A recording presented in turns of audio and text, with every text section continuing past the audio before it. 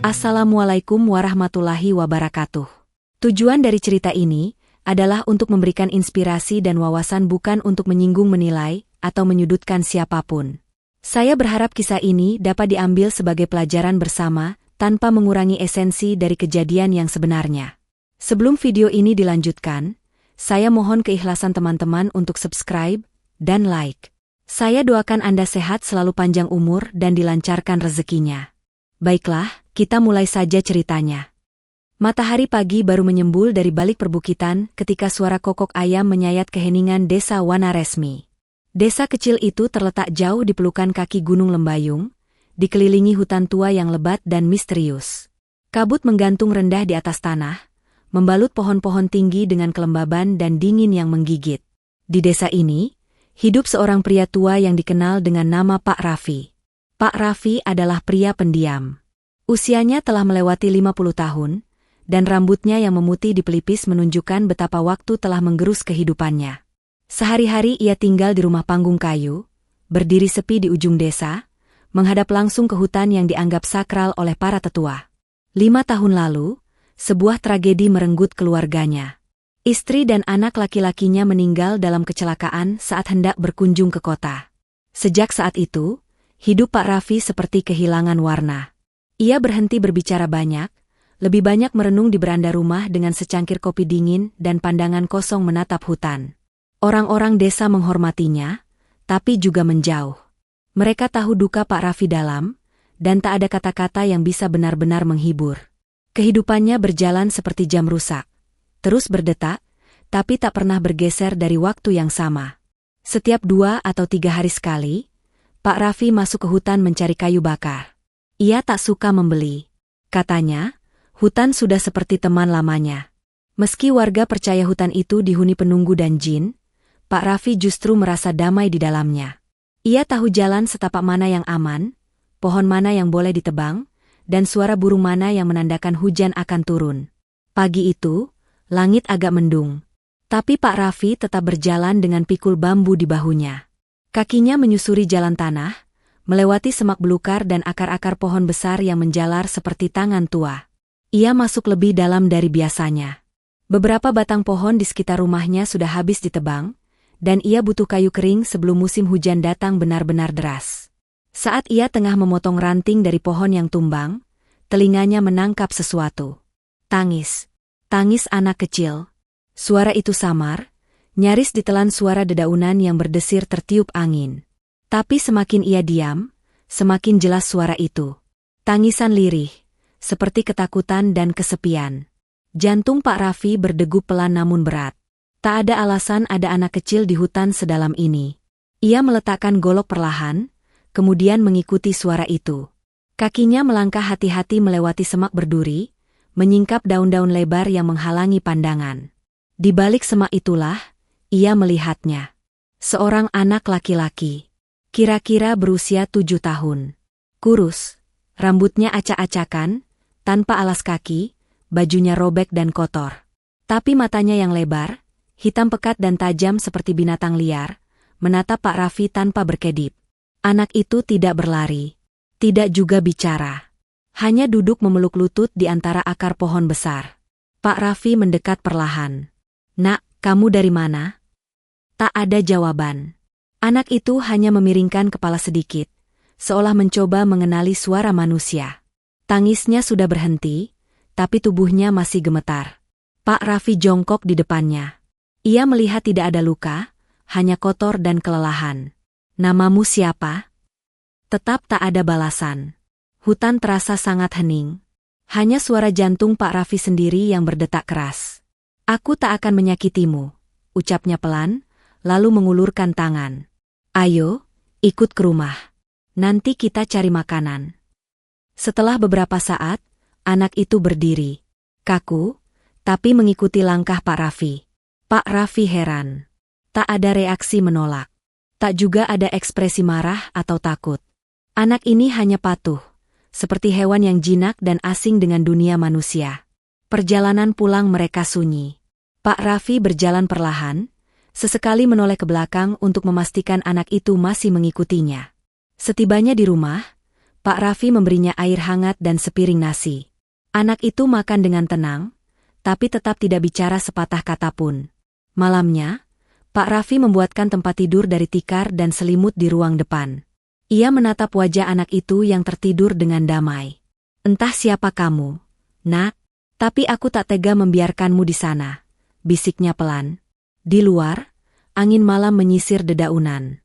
Bulan tertutup awan. Hutan menghela napas panjang, seolah menyimpan rahasia yang baru saja dilepaskan dari rimbunnya. Dan sejak malam itu, Pak Raffi tidak lagi benar-benar sendirian. Hari-hari berlalu sejak Pak Raffi membawa anak itu pulang dari hutan. Ia menamai anak itu Bayu, angin yang datang tiba-tiba, sunyi namun menyentuh hati. Nama itu ia pilih karena tak pernah sekalipun Bayu bicara.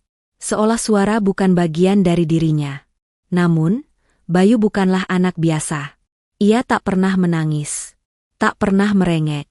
Bahkan saat jatuh dan lututnya tergores, ia hanya menatap diam tanpa keluh kesakitan.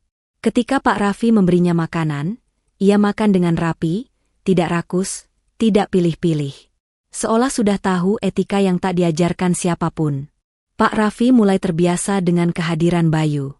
Bahkan merasa rumahnya yang selama ini sepi, kini terasa lebih hidup. Meski Bayu tak bicara, ia sering menatap Pak Raffi dengan mata yang dalam dan tenang, seperti mengatakan banyak hal tanpa suara. Dalam tatapan itu, Pak Raffi merasakan sesuatu yang hangat sekaligus janggal. Suatu hari, saat Pak Raffi sedang mencangkul di kebun, ia mendengar siulan burung gagak dari atap rumahnya. Siulan itu sempurna, panjang, melengking, dan diulang-ulang. Pak Raffi mendongak. Bayu duduk di sana, di atap rumah, dengan kaki menjuntai dan mata menatap langit. Ia bersiul seperti burung. Namun yang membuat bulu kuduk Pak Raffi meremang bukan hanya siulan itu, tapi kenyataan bahwa tak ada cara untuk naik ke atap rumah dari dalam. Tangga yang biasa disandarkan ke samping rumah pun sedang disimpan di gudang. Dan Bayu tidak tampak panik atau kelelahan, ia duduk di sana seolah sudah biasa. Pak Raffi hanya berdiri terdiam. Bayu menoleh dan tersenyum kecil. Senyum itu hangat, tapi entah mengapa, Pak Raffi merasa seolah sedang disenyumi hutan itu sendiri. Malam harinya, Pak Raffi pergi ke warung di ujung desa untuk membeli gula. Saat ia menyebut soal Bayu kepada pemilik warung, Bu Lastri, perempuan itu langsung menatapnya dengan kening berkerut. "Anak kecil? Dari hutan? Waduh, Pak hati-hati," ucap Bu Lastri dengan suara dikecilkan. "Kemarin warga di kampung sebelah juga bilang ada anak kecil nyasar dari hutan. Tapi hilang 2 hari kemudian. Katanya anak itu bukan manusia." Pak Raffi tertawa kering, menutupi kecanggungan. Mungkin cuma anak yang tersesat. Tersesat tapi gak makan? Gak nangis? Gak bisa bicara? Balas Bu Lastri. "Pak, hutan itu bukan tempat biasa. Sudah banyak yang bilang, ada makhluk yang menyerupai anak-anak buat menipu manusia kesepian." Pak Raffi diam. Ia tidak ingin percaya, tapi kata-kata itu mengusik pikirannya. Malam itu, ia tidur lebih larut dari biasanya. Dan dalam tidurnya, ia bermimpi. Dalam mimpi itu, rumahnya penuh kabut. Ia mendengar suara anak kecil menangis. Namun saat ia mencari, yang ditemukannya adalah istrinya, berdiri di dapur dengan wajah basah oleh air mata. "Kenapa kau bawa dia ke rumah ini?" bisik istrinya dalam mimpi. "Itu bukan anak kita. Itu yang tertinggal dari anak kita." Pak Raffi terbangun dengan napas terengah. Dadanya sesak. Keringat membasahi punggungnya. Ia menoleh ke ruang depan, tempat Bayu tidur. Bayu tidak tidur. Ia duduk tegak, menatap Pak Raffi dari kejauhan. Matanya kosong, namun dalam. Dan di belakangnya, bayangan pohon yang terpantul dari jendela tampak bergerak, meski tidak ada angin. Keesokan harinya, Pak Raffi membawa Bayu ke lapangan desa. Ia ingin memperkenalkan Bayu ke warga lain. Mungkin dengan begitu, ada yang mengenali atau mengakui anak ini. Tapi saat mereka tiba, keramaian pasar pagi langsung menjadi senyap. Orang-orang memperhatikan Bayu seperti melihat sesuatu yang seharusnya tak berada di dunia ini. Seorang ibu muda buru-buru menarik anaknya menjauh. Seorang bapak tua membuat isyarat doa sambil memandangi Bayu dengan sorot takut. Pak Lurah, yang kebetulan lewat, memanggil Pak Raffi ke samping. Itu anak siapa, Vi? Tanyanya. Entah, Pak. Saya temukan di hutan minggu lalu. Dia gak bisa ngomong. Saya rawat karena gak tega. Pak Lurah menghela napas berat. Kau tahu hutan itu bukan sekadar pepohonan. Kau tahu banyak cerita tentang makhluk-makhluk yang bisa menyerupai manusia. Hati-hati, Vi. Jangan sampai kau pelihara sesuatu yang bukan dari dunia ini. Pak Raffi tidak menjawab. Tapi hatinya mulai ragu. Beberapa hari kemudian, keanehan semakin menjadi. Bayu tidak pernah tidur lebih dari 2 jam. Ia bisa duduk diam di ruang depan sepanjang malam, memandangi langit atau merangkai benda-benda kecil dari ranting dan batu. Suatu malam, Pak Raffi mendapati Bayu berdiri di halaman, menghadap hutan. Anak itu mengangkat tangan, dan dari dalam hutan, angin besar berembus, menggetarkan pepohonan dan menerbangkan daun-daun ke langit malam. Tapi tubuh Bayu tetap tegak, rambutnya saja tak bergoyang. Seolah angin itu keluar darinya, bukan meniupnya. Pak Raffi memanggilnya, "Bayu, kamu ngapain?"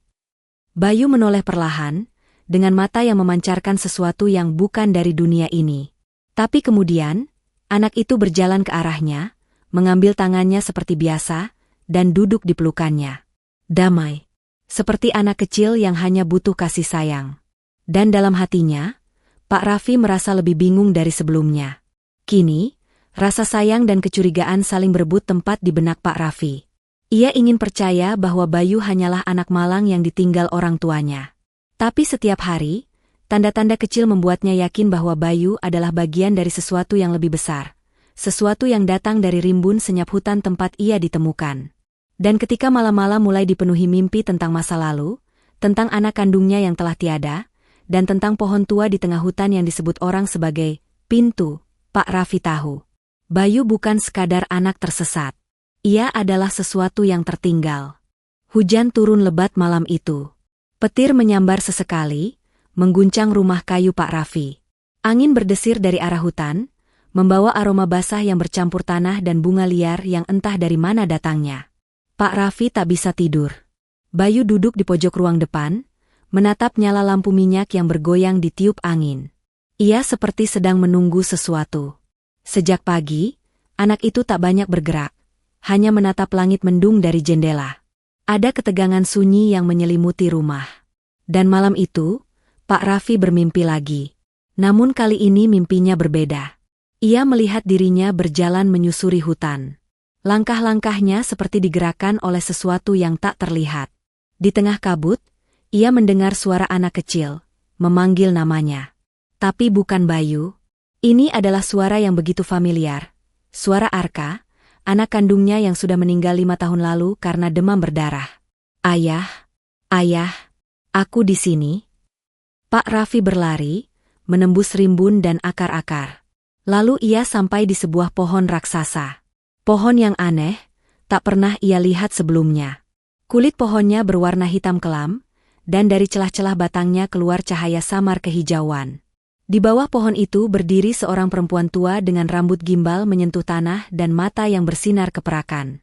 "Kau mencintai yang bukan milikmu," ucap perempuan itu. "Ia datang dari yang kau tinggalkan. Ia lahir dari luka yang belum sembuh." Pak Raffi hendak bertanya, tapi suara anak kecil itu terdengar lagi, kali ini di belakangnya. Ia menoleh, dan melihat Bayu berdiri di sana. Bayu menangis. Tapi bukan tangisan biasa.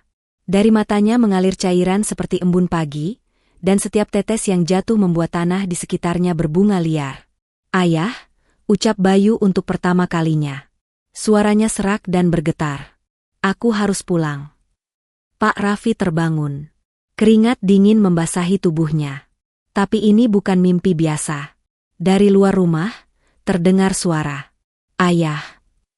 Pak Raffi berdiri perlahan dan membuka pintu rumah. Di luar sana, Bayu berdiri di tengah hujan, memandangi hutan. Matanya berkaca-kaca. Dan entah mengapa, tubuh kecilnya bersinar samar, seperti disinari bulan yang tak tampak. "Ayah, aku harus kembali," bisiknya lagi. Petir menyambar tak jauh dari sana, dan seketika langit terang sesaat. Dalam kilatan cahaya itu, Pak Raffi melihat bayangan ratusan sosok berdiri di balik pepohonan hutan. Sosok-sosok tinggi, tipis, dengan mata menyala. Mereka menunggu. Bayu menoleh. Terima kasih sudah mengizinkanku merasa dicintai. Sekali lagi. Pak Raffi melangkah maju, memegang kedua bahu Bayu. Aku tidak mengerti. Kau siapa sebenarnya, Bayu? Anak itu tersenyum. Tapi senyum itu menyimpan luka. Seperti senyum seseorang yang tahu bahwa semua ini tak akan berlangsung lama. Aku adalah apa yang tertinggal dari kehilanganmu, Ayah. Aku adalah kerinduanmu yang begitu kuat hingga menembus batas antara yang hidup dan yang tak kembali. Kau memanggilku, dan hutan menjawab. Pak Raffi terduduk. Hujan tak lagi terasa dingin. Ia menatap anak itu, bukan dengan ketakutan, bukan dengan bingung. Tapi dengan perasaan yang paling jujur, cinta. Kalau kau bagian dari rinduku, jangan pergi. Tetaplah bersamaku. Aku tak sanggup kehilangan lagi. Bayu menatap langit. Petir menyambar lagi. Aku tidak bisa tinggal lebih lama. Dunia ini terlalu keras untuk sesuatu sepertiku. Tapi aku bahagia. Aku pernah merasa menjadi anakmu. Dan kau telah jadi ayah bagiku. Saat itulah, dari arah hutan, muncul sosok perempuan tua dari mimpi Pak Raffi. Ia berjalan di atas genangan air tanpa suara. Pak Raffi berdiri, bersiap melindungi Bayu. Tapi perempuan itu hanya menatapnya dan berkata pelan, apa yang dicintai dengan tulus, tidak pernah benar-benar pergi. Bayu menghampirinya. Sebelum masuk ke dalam rimbun pohon-pohon yang bergetar perlahan, Bayu menoleh sekali lagi, lalu berkata, "Terima kasih, Ayah." Dan saat ia melangkah ke dalam kegelapan hutan, tubuhnya perlahan memudar. Bukan menghilang, tapi berubah menjadi bagian dari hutan itu sendiri. Pak Raffi hanya bisa berdiri. Dingin menyusup ke dalam tulangnya, tapi hatinya, anehnya, hangat. Hujan berhenti. Langit fajar mengintip di ufuk timur. Kabut tipis menyelimuti pepohonan. Dan di halaman rumah, tempat Bayu berdiri tadi, tumbuh setangkai bunga liar yang belum pernah ada sebelumnya. Warnanya biru pucat, dan dari kelopaknya, menguar aroma hutan yang sunyi. Pagi itu, langit di desa Ranuwulung tampak lebih terang dari biasanya. Pak Raffi duduk di depan rumahnya, menatap hutan dengan tatapan kosong tapi tidak hampa. Di tangannya ada cangkir kopi yang belum disentuh. Uapnya menghilang perlahan ke udara, seperti rasa kehilangan yang perlahan-lahan menyatu dengan waktu. Sudah 3 hari sejak malam terakhir bersama Bayu. 3 hari tanpa suara langkah kecil itu di lantai bambu.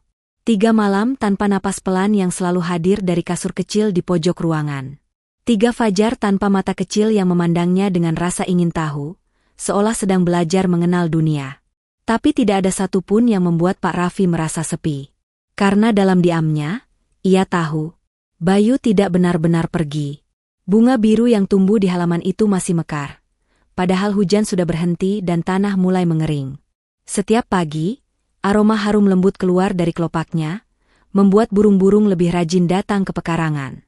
Kadang, saat angin datang dari arah hutan, Pak Raffi bisa mendengar suara tawa kecil, singkat, jauh, dan lembut seperti desir daun. Desa masih menganggap Bayu sebagai anak misterius yang tiba-tiba menghilang. Ada yang bilang ia dijemput kerabat, ada juga yang percaya ia hanyalah halusinasi Pak Raffi karena trauma kehilangan anak. Tapi tak satu pun berani bertanya langsung. Karena sejak kepergian Bayu, Pak Raffi berubah. Bukan menjadi lebih murung, justru sebaliknya. Ia lebih tenang, lebih sering tersenyum. Dan yang paling mengejutkan, ia mulai menulis. Ya, menulis. Setiap sore, setelah menyelesaikan pekerjaannya sebagai pengumpul kayu, Pak Raffi duduk di bawah pohon jati di belakang rumah. Ia membuka buku catatannya dan menulis.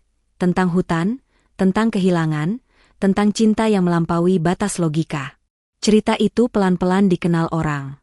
Awalnya hanya anak-anak SD yang suka mendengarkan saat ia bercerita di musola. Tapi lambat laun, cerita tentang anak dari rimbun senyap menyebar ke desa lain. Bahkan suatu hari, seorang penulis dari kota datang dan meminta izin untuk membukukan kisahnya. Pak Raffi tak menolak. Tapi ia meminta satu hal, jangan ubah nama Bayu. Biarkan ia tetap hidup dalam cerita, katanya pelan. Karena anak yang dicintai, tak pernah benar-benar pergi. Hingga bertahun-tahun kemudian, bunga biru itu masih tumbuh setiap musim hujan. Anehnya, hanya di halaman rumah Pak Raffi. Tidak pernah berpindah, tidak pernah layu. Setiap kelopaknya seperti menyimpan rahasia antara dunia manusia dan dunia yang tak kasat mata. Dan setiap kali anak-anak bertanya siapa Bayu sebenarnya, Pak Raffi akan menatap langit lalu menjawab, "Bayu adalah anakku. Ia datang bukan dari rahim, tapi dari rindu yang tak pernah mati." Lalu ia tersenyum. Senyum yang tidak semua orang pahami, tapi cukup untuk membuat mereka diam dan mendengarkan lebih dalam. Karena cinta, kadang tidak butuh penjelasan. Cukup dirasakan. Seperti angin dari hutan, yang datang tanpa suara, tapi mampu menggoyangkan dedaunan paling tinggi. Dan hutan Ranuwulung tetap menyimpan kisahnya. Tentang seorang bapak dan anak misterius yang tak pernah benar-benar pergi. Tentang kehilangan yang menjelma menjadi kehadiran. Tentang kasih yang tak berhenti di batas dunia yang terlihat. Terima kasih sudah mendengarkan cerita ini. Semoga kita dapat mengambil pelajaran di dalamnya.